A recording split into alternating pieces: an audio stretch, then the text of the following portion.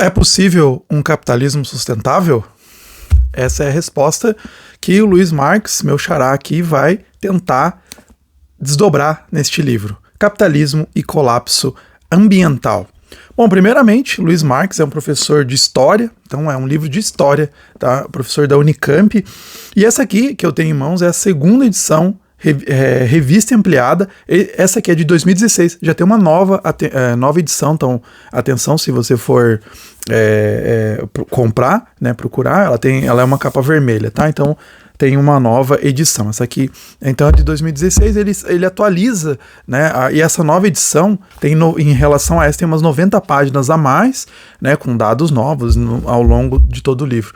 Então, assim, o que é? É um livraço, né? Em todos os sentidos. Ele tem mais de 700 páginas, essa edição, né? Vocês veem aqui as minhas marquinhas, eu gosto de marcar assim também com lápis, né? Que aí fica fácil de encontrar. Então, assim, é uma viagem, né? Porque ele pega vários pontos aqui das questões ambientais, né? Então ele vai tratar da degradação das florestas, questões de insegurança alimentar com relação à água e solos, né? Questão dos lixos, do lixo industrial, lixo eletrônico, né? Os plásticos, aquelas matérias que nunca se degradam, né, também, né, substâncias eternas, que são chamadas, combustíveis fósseis, vai mostrar que algumas regiões têm voltado ao carvão, né, tem regressado ao carvão, e isso é bem preocupante porque é mais poluente ainda que o petróleo, que outros combustíveis fósseis. Fala sobre mudanças climáticas, tem, né, uma parte inteira, um capítulo inteiro. A questão da extinção de espécies, diversas espécies sendo extirpadas, né, sendo extintas. Aí ele vai falar sobre outras coisas e eu vou falar algumas coisas que me chamaram a atenção, né, principalmente, além de todas essas que eu passei aqui, né, falando aqui um pouco do sumário. Ele fala que nós estamos vivendo na era do plástico, a idade do plástico, e o plástico não foi feito para ser reciclável. Ele é muito difícil de ser reciclável, porque, na verdade, difícil no sentido de faltar força de vontade. Poderia ser mais reciclável, né? Mas hoje estima-se que 85% de todo o plástico produzido ele não é reciclado. Então a gente tem microplásticos, plásticos no oceano, né? Aí tem a questão do lixo eletrônico. Apenas 13% de todo o lixo eletrônico é reciclável, né? Então isso é muito problemático, porque a gente tem muitos elementos que são, inclusive, elementos químicos, né? Que são muito perigosos na natureza, né? Se a gente, por exemplo, ir no mar, cair nos oceanos, cair nos rios, nas águas que a gente bebe e tal, né? Então é muito complicado. Então só 13% disso. Então pensa o seu celular aí, que tem uns 41 elementos da tabela periódica, né, que a gente não recicla, simplesmente. A gente troca, né, muita gente troca celular de ano em ano, e isso não é reciclado. Então as baterias, e isso é pra gente pensar também quando a gente tá falando de carros eletrônicos, né, carros elétricos, né, então... E a bateria desses carros depois que acaba também, porque também é uma bateria dos carros elétricos, bateria semelhante ao celular, só que maior, muito mais poderosa e tal, mas ela também tem uma taxa de vida, igual a gente faz assim com o celular, né? A bateria arriou, a bateria cansou, né? Viciou a bateria do carro, também acontece isso, né? Demora um pouco mais, mas também demora isso, e eventualmente você vai ter que jogar fora isso e descartar, e é um problemaço, né? Para a questão da natureza. A questão dos poluentes, né, dos gases de efeito estufa, é muito mais até complexo do que a gente às vezes imagina, porque a gente ouve só, né, gás de efeito estufa e tal, e a gente não para pensar ou não estuda um pouco, né, o impacto que a gente faz. Eu já comentei aqui de outros livros aqui no canal, até tem um quadrinho, né, que eu recomendo, O Mundo Sem Fim, que me chamou bastante atenção em várias das nossas ações, como liberam bastante gases de efeito estufa, que não é só o dióxido de carbono, CO2, tem vários outros também. Por exemplo, o gás metano, né, que libera da produção de carne, libera do fundo dos rios quando é construído grandes hidrelétricas. Então, até as hidrelétricas, a gente fala assim, a hidrelétrica é limpa, né? Então o Brasil produz energia limpa, mas vai ver o impacto que uma hidrelétrica tem quando ela está sendo construída e depois também na devastação que ela tem, principalmente grandes hidrelétricas, né, como a de Itaipu e outras, né, que estão sendo construídas. Então é bastante problemático essas grandes hidrelétricas no impacto ambiental que elas têm de liberar, por exemplo, que ele fala, né, libera metano do fundo dos rios e tal, e isso é um impacto também bastante grande. Tá? Mas, né, todas as nossas ações liberam esse tipo de gás metano, né, como produção bovina, exploração de petróleo, de gás. Então, né, só a própria exploração já tem essa liberação. Um dos capítulos que eu mais gostei, são vários capítulos, né, são aí, acho que, deixa eu ver, uns 15 capítulos, 14 capítulos, né, contando fora a introdução e conclusão. Tem um capítulo aqui, o capítulo 10, que me chamou bastante atenção, que chama-se Antropoceno, rumo à hipobiosfera, né, com ele traz, então, um belo histórico da noção do antropoceno, mostra que as pessoas já vinham se preocupando com questões ambientais no século XIX, às vezes algumas pessoas falam que não, isso é uma coisa do século XX, né, e aí, olha, às vezes lê algum autor que fala bem, né, da industrialização no século XIX, tipo Auguste Comte, né, entre outros, e fala, não, mas essa é a perspectiva da época, né? Ele era um homem da sua época, mas já tinham pessoas no século XIX já falando sobre questões ambientais, falando sobre os problemas, né? Claro que não com a consciência tão forte, não com as evidências tão fortes que a gente tem no pós-guerra, né? No pós-guerra, né, começam a surgir muitas vozes fortes, já não são mais vozes proféticas, porque eles estão falando sobre coisas que eles estão vendo, que as pessoas estão sentindo na pele, né? Como o clássico livro aí da Rachel Carson, né, Primavera Silenciosa, eu tô lendo inclusive, é um clássico, década de 60, 1960, meados de 60, né, década de 60, onde ela vai mostrando sobre os pesticidas, né, que inclusive ela vai chamar de os biocidas, né, porque às vezes a gente pensa, e aí vários autores vão usar isso, vão falar, né, isso, o Norman Wirsba, aqui mesmo, né, o Luiz Marques vai usar esse termo de biocida, né, que na verdade você acha que você está só matando as pestes, mas você está matando, na verdade, as pessoas que estão consumindo, né, não só aquele alimento, mas a água para onde verte aquele pesticida. Então, assim, é bastante complicado a maneira como a gente tem vivido. O grande problema, né, as escolhas que a gente tem feito de vida, né, as pessoas falam se todo mundo, e as pessoas querem viver como um americano, né, um norte-americano, todo mundo, se o mundo vivesse como um estadunidense, né, a gente precisaria de 5 planetas, do jeito que se gasta, né, energia, do jeito que se consome as coisas, é um nível absurdo, isso impacta tudo, alimentação, água, solo, a forma como, até questões de saúde mental, tudo tá envolvido, ele vai mostrar aqui, né, até questões de, por exemplo, aumento de algumas doenças mentais está relacionado à forma como a gente se alimenta, está relacionado à poluição, né? Diretamente relacionado. Esses dias eu vi uma série, são 4 episódios só na Netflix, acho que é Cidade Tóxica, alguma coisa assim, que mostra lá, né, uma cidade na Inglaterra, que uma fábrica, ela espalhava uma poeira muito tóxica, e teve má formação de feto, várias crianças que nasceram com problemas, né, deficiências, por causa dessa poeira que era inalada pelas mães. Então foi um escândalo e tal, mas isso é uma das coisas. Tem muitas dessas questões, né? Tem muitos desses problemas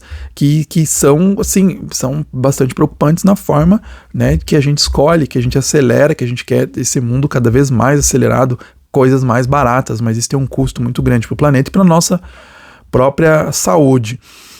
Então por isso que ele vai falar, né, vai chamar rumo à hipobiosfera, porque essa biosfera não está mais se tornando boa, né? Ela está ficando ruim para a sobrevivência humana, né? Então ele vai falar aqui algumas coisas que nos choca, né, faz a gente pensar. Por exemplo, ele vai falar sobre a questão da ineficiência energética da produção da carne, né, que é bastante chocante. Ele coloca estudos que apontam que são necessários 20 mil litros de água para cada quilo de carne, né? Então é realmente preocupante a maneira como a gente tem vivido.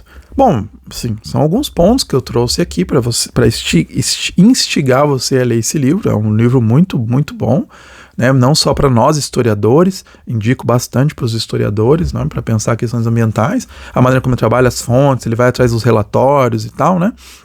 E trazendo vários índices, né? Que na verdade, a cada dia, né, os índices se tornam mais escandalosos, mais preocupantes, né?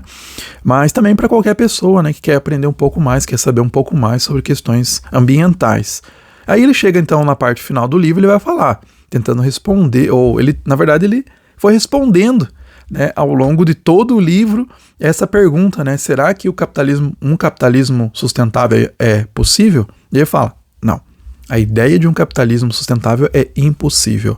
Pela própria forma como como funciona o capitalismo, né? Porque como que funciona o capitalismo? Então, o preço das ações das corporações depende da exploração das reservas de combustíveis fósseis, né? Então, o plano dessas grandes empresas é incompatível com a nossa sobrevivência. Então, qualquer empresa, essas grandes empresas de alimentos, empresas de tecnologia, eles têm que explorar mais, eles têm que trazer matéria-prima mais barata, mão de obra mais barata, para terem maiores lucros. Então, se eu for produzir um celular, eu vou produzir com matéria-prima explorada do lugar onde é mais barato, né? E onde a mão de obra fica mais barata, né? Se tiver até trabalhos escravos, a gente vê a questão, por exemplo, do Congo, que é onde saem muitos elementos para os celulares, né? Muitos minérios importantes para o celular.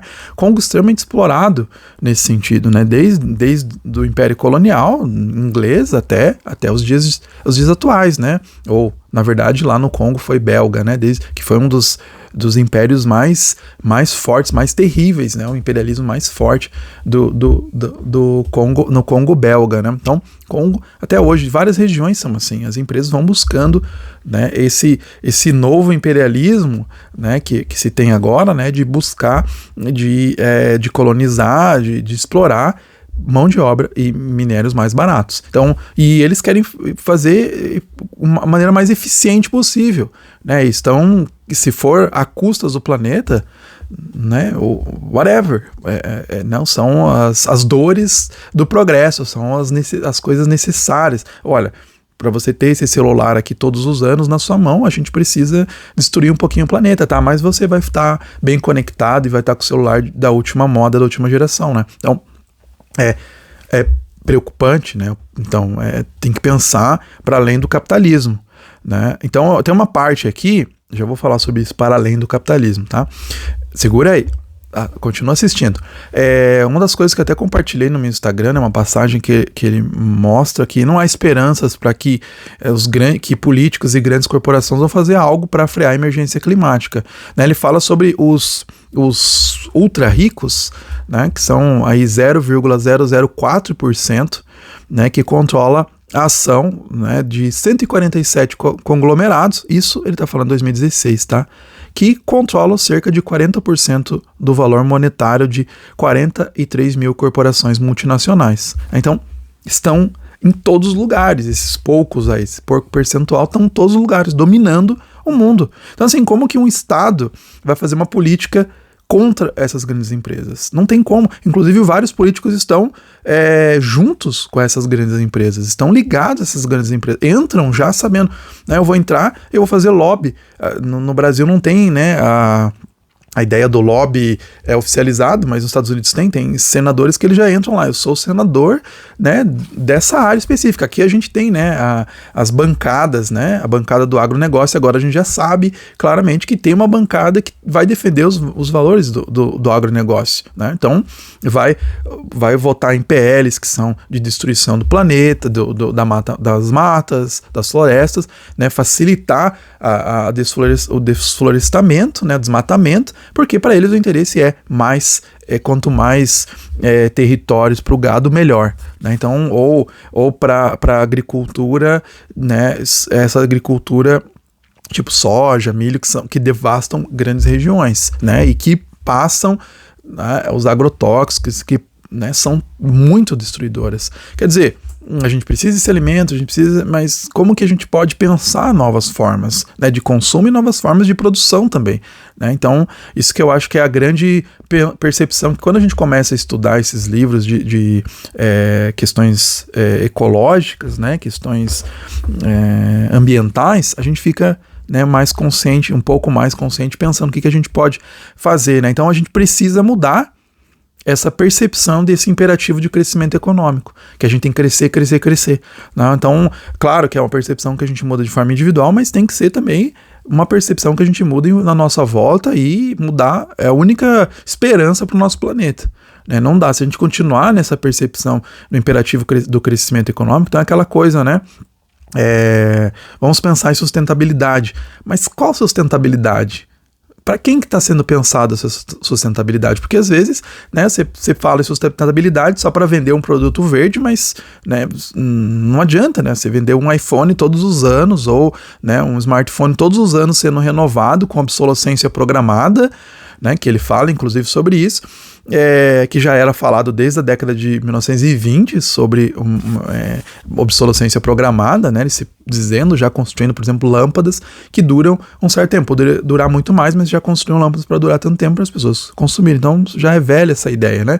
Então assim, a gente precisa mudar essa ideia, né, de construção de coisas duráveis, e de a gente mesmo não cair nesse consumismo desenfreado de a gente estar sempre comprando as coisas, né, a gente está sempre mudando, né, dos nossos produtos, atualizando novos produtos. A gente não precisa de um celular todo ano, a gente não precisa trocar de carro cada ano, a gente não precisa ter 2, 3 carros na garagem, a gente pode talvez mudar a forma como a gente se locomove. Claro que tem algumas regiões que não tem como, mas a gente tem que lutar para ter melhores meios de transporte, por exemplo, usar outros meios de transportes, né, menos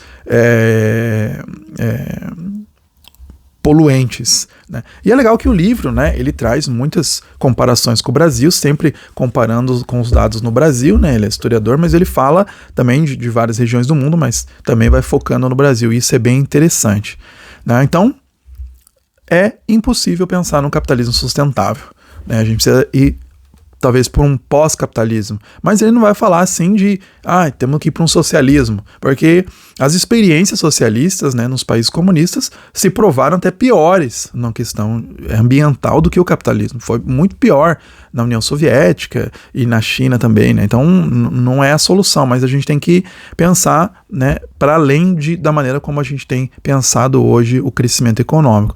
Ele propõe no final, se bem no finalzinho, uma coisa que ele vai explorar em outros livros, né, propõe um contrato natural, né, um tanto quanto utópico, mas é legal para se pensar, né, algumas coisas que a gente pode fazer para pensar questões ambientais. Mas eu fico por aqui, já ficou até um pouco longo. Recomendo bastante o livro, recomendo até você pegar a edição mais nova, né? É um autor que é muito interessante, que traz muitos dados, né? Um livro com bastante dados, que nesse sentido não é tanto um livro ensaístico, né? É um livro realmente com bastante dados para a gente realmente acordar para essas questões ambientais. Então fica aqui minha indicação.